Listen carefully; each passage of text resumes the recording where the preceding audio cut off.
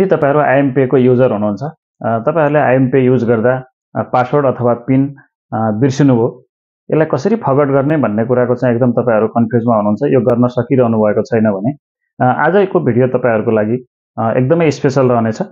मैले आज यस भिडियो अन्तर्गत रहेर तपाईहरुलाई आइएम पे को पासवर्ड र पिन कसरी रिकभर गर्ने, यदि बिर्सिएको पासवर्ड र पिनलाई कसरी पुनः रिकभर गरेर फेरि नयाँ पासवर्ड अथवा नयाँ पिन क्रिएट गर्ने भन्ने यो भिडियो अन्तर्गत रहेर तपाईहरुलाई चाहिँ मैले सिकाउने छु। त्यसैले तपाईहरु यदि मेरो च्यानलमा नयाँ हुनुहुन्छ भने च्यानललाई सब्स्क्राइब गरेर जोडिनु होला र नजिकै रहेको बेल आइकनलाई प्रेस गर्न नबिर्सिनु होला। र भिडियो हेरिसकेपछि तपाईहरुलाई यो भिडियो कस्तो लाग्छ, मैले यस्ता खालका विभिन्न जानकारीमूलक भिडियोहरु तपाईहरुलाई लिएर आइरहने छु। तपाईहरुलाई चाहिँ तपाईको लागि चाहिँ एकदम सुइटेबल हुन्छ, तपाईहरुले कमेन्ट गरिदिनु होला र त्यसकै आधारमा मैले फेरि आउने दिनहरुमा नयाँ भिडियोहरु तपाईहरुमाथि लिएर आइरहने छु। भन्दै मैले आज तपाईहरुलाई चाहिँ मेरो मोबाइल स्क्रिन शेयर गरेर कसरी इमे पे को पिन अथवा पासवर्ड रिसेट गर्ने भन्ने कुरा कम्प्लिट प्रोसेस तपाईहरुलाई चाहिँ यो भिडियो अन्तर्गत सिकाउने छु। तपाईहरुले चाहिँ भिडियोलाई एउटा पनि स्किप नगरेर सुरुदेखि अन्तिमसम्म हेर्नुभयो भने तपाईहरुले पक्कै पनि तपाईहरुले चाहिँ आफ्नो आइएम पे को पासवर्ड अथवा पिन बिर्सिनु भएको छ भने तपाईहरुले चाहिँ रिकभर गर्न सक्नुहुनेछ। साथीहरु, आशा छ तपाईहरुले पक्कै पनि मेरो च्यानललाई सब्स्क्राइब गरिसक्नु भएको होला। यदि गर्नु भएको छैन भने सब्स्क्राइब गरेर अगाडि बढ्नु होला भन्दै म चाहिँ आजको भिडियो मेरो मोबाइल स्क्रिन शेयर गरेर तपाईहरुलाई पिन पासवर्ड कसरी रिसेट गर्न सकिन्छ स्टेप बाइ स्टेप तपाईहरुलाई चाहिँ सिकाउँदै छु। यदि तपाईहरुले आइएम पे डाउनलोड गर्नुभएको छैन भने प्ले स्टोरमा गएर आइएम पे डाउनलोड गर्नु होला। प्रायः जसो तपाईहरु सबैले चाहिँ यदि युज गरिरहनु भएको छ, पासवर्ड बिर्सिनु भएको छ भने पक्कै पनि तपाईहरुले चाहिँ आइएम पे डाउनलोड गर्नुभएको छ। आइएम पे मा क्लिक गर्नु होला, यसरी मोबाइलमा रहेको आइएम पे मा यसरी क्लिक गरिसकेपछि यहाँनिर तपाईहरु देख्न सक्नुहुन्छ गेट स्टार्ट भनेर छ। गेट स्टार्टमा क्लिक गर्नु होला। गेट स्टार्टमा क्लिक गरिसकेपछि तपाईहरुको 10 डिजिटको मोबाइल नम्बर, जुन मोबाइल तपाईहरुले आइएम पे मा रजिस्टर गर्नुभएको छ त्यो नम्बरलाई चाहिँ यहाँ राख्नुपर्ने हुन्छ। मैले आफ्नो आइएम पे मा रजिस्टर भएको नम्बरलाई चाहिँ इन्टर गर्दै छु। तपाईहरु पनि यसै गरी आफ्नो नम्बरलाई रजिस्टर गर्नु होला। मैले आफ्नो मोबाइल रजिस्टर गरिसकेपछि तपाईहरु यहाँनिर लास्टमा देख्न सक्नुहुन्छ, यो चाहिँ एउटा एरो बटन, यसमा क्लिक गर्नु होला अगाडि बढ्नको लागि। म यसरी चाहिँ क्लिक गरेर अगाडि बढिरहेको छु। यति गरिसकेपछि यहाँनिर अब पासवर्ड भन्ने अप्सन आउँछ। पासवर्ड मलाई चाहिँ पासवर्ड थाहा छैन, मैले पासवर्ड बिर्सेको छु। अब यसलाई मैले कसरी रिकभर गर्छु तपाईहरु हेर्दै गर्नु होला। यहाँनिर देख्न सक्नुहुन्छ तपाईहरुले फरवर्ड पासवर्डको अप्सन देख्न सक्नुहुन्छ। यसरी यसमा क्लिक गर्नु होला फरवर्ड पासवर्डमा।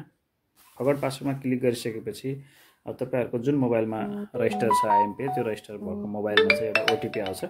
मेरोमा ओटीपी आइसकेको छ, तपाईहरु देख्न सक्नुहुन्छ। अब यो ओटीपी लाई त्यहाँ ओटीपी राख्ने ठाउँमा इन्टर गर्नु होला। सरी, ओटीपी कति छ 05833, मैले यसरी इन्टर गर्छु 05833 कतिवटा 3वटा 33 रहेछ। यसरी तपाईहरुले पनि इन्टर गर्नु होला। इन्टर गरिसकेपछि तपाईहरु यहाँनिर देख्न सक्नुहुन्छ फेरि अगाडि बढ्नको लागि यो अप्सन अन भइसकेको छ। यसमा फेरि क्लिक गर्नु होला। क्लिक गरिसके यहाँनिर चाहिँ क्रिएट पासवर्ड भनेर आइसकेको छ। अब तपाईहरुले चाहिँ यसमा नयाँ पासवर्ड बनाउनु पर्ने हुन्छ साथीहरु। यदि तपाईहरुले चाहिँ पासवर्ड नयाँ रिकभर गर्नको लागि अब यहाँनिर गएर मैले आफ्नो चाहिँ एउटा नयाँ पासवर्ड इन्टर गर्छु। पासवर्ड चाहिँ तपाईहरुले सिम्बल, लेटर र नम्बर राख्नुपर्ने हुन्छ। मैले चाहिँ त्यसै गरी गर्दै छु, तपाईहरु पनि त्यसै गरी गर्नु होला।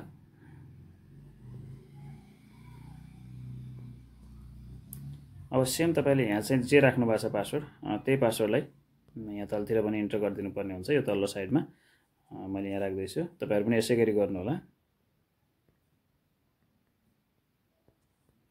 यति गरिसकेपछि तपाईहरु देख्न सक्नुहुन्छ यहाँनिर यो एरो चाहिँ इनेबल भइसकेको छ अगाडि बढ्नको लागि। अब यसमा क्लिक गरेर फेरि अगाडि बढ्नु होला।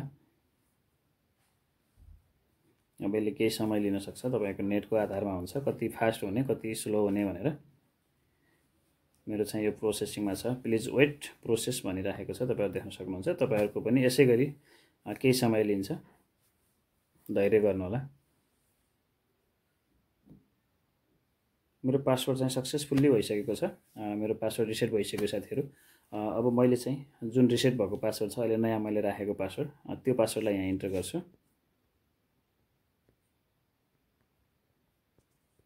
तपाईहरु पनि यसै गरी इन्टर गर्नु होला। इन्टर गरिसकेपछि फेरि अगाडि बढ्नु होला। यहाँनिर चाहिँ यो अगाडि बढ्नको लागि यो अप्सन चाहिँ अन भइसकेको छ। यसमा मैले क्लिक गर्छु। क्लिक गरिसकेपछि देख्न सक्नुहुन्छ तपाईहरु चाहिँ मेरो मैले बिर्सेको पासवर्डलाई मैले सजिलैसँग अब रिकभर गरिसकेको छु। तपाईहरु पनि यसै गरी आफ्नो बिर्सेको पासवर्ड आइएमपी को रिकभर गर्न सक्नुहुन्छ। यसरी चाहिँ गर्नु होला तपाईहरु सबैजनाले। यो भिडियो हेरिसकेपछि पक्कै पनि तपाईहरुले आइएमपी को पिन अथवा पासवर्ड रिकभर गर्न सक्नुभयो होला भन्ने चाहिँ मैले एकदमै आशा लिएको छु। साथीहरु तपाईहरुलाई यो भिडियो कस्तो लाग्यो तल आफ्नो चाहिँ कमेन्ट बक्समा कमेन्ट गर्न नबिर्सनु होला।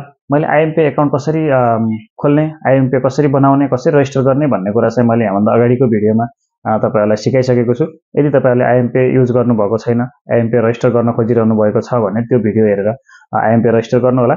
र यदि तपाईहरुले आइएमपी रजिस्टर गरिसक्नु भएको थियो, पिन र पासवर्ड बिर्सिनु भएको थियो भने पक्कै पनि तपाईहरुलाई यो भिडियोले केही सहायता मिल्यो होला, तपाईहरुको समस्याको समाधान भयो होला भन्ने आशा गर्दै म आजको भिडियोबाट बिदा हुन्छु। नमस्कार।